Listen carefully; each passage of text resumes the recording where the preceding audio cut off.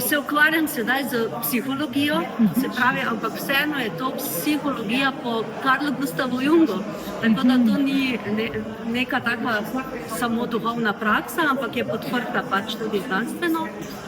Predvsem pa se ukvarjam v bistvu ne zaradi tega, ampak tudi zato, ker je moj novi partner v bistvu iz teh vod in me je on uvedel.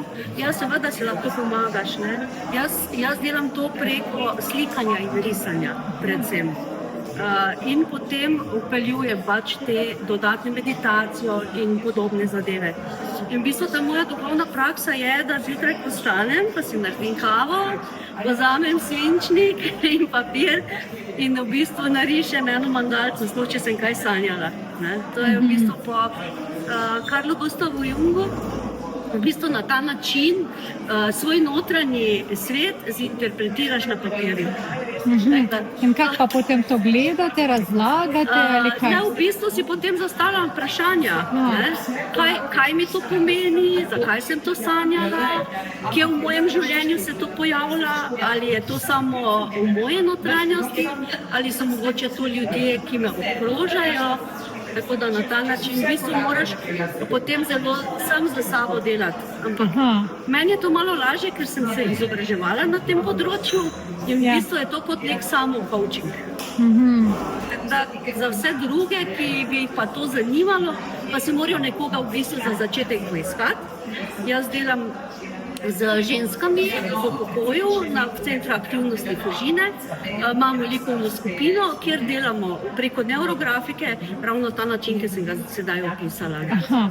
In še eno čisto žensko vprašanje. Vi imate zelo mladostni videz. V čem pa je skrivnost, če to ni privatno vprašanje? Skrivnost je v tem, da na nek način resnično se veselim vsakega novega dneva. Ko se zjutraj zbudim, sem vesela, kaj se bom jaz danes počela. Mislim, da to prihaja od mojih staršev. Tudi moja mama je strašno mladostna, tako da nekaj podeduješ, nekaj je tisti karakter, ki nam je dan z rojstvom, nekaj pa tudi to, da se obkrožaš s takšnimi pozitivnimi ljudmi. In da v življenju vedno najdeš smisel. Tudi takrat, ko ga že izgubiš, pa se še enkrat postaviš na noge, pa še enkrat poiščeš novega. In date mi vtis, da ste zelo dober človek, tak po karakterju. Občasno dobre ljudi njih izkoriščajo. Ali k njim pridejo kakšne toksične ljudje.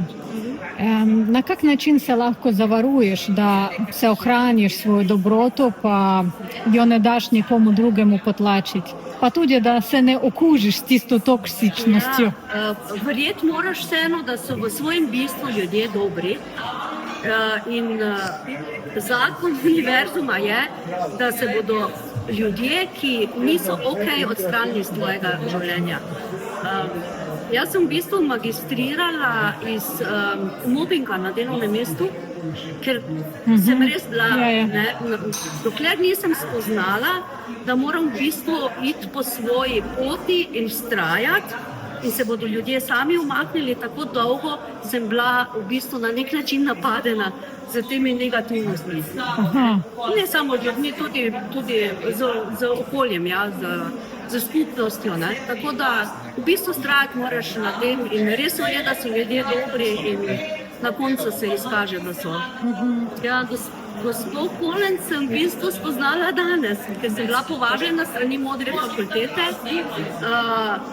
Je pa odlično organiziran dogodek, se že veselim naslednjega in hvala lepa, da v bistvu nas druži vedno znova. In definitivno se bom pridružila verjetno tej ekipi, da bom lahko tudi sama dodala to, kar pač lahko jaz pridodam tej naši skupnosti.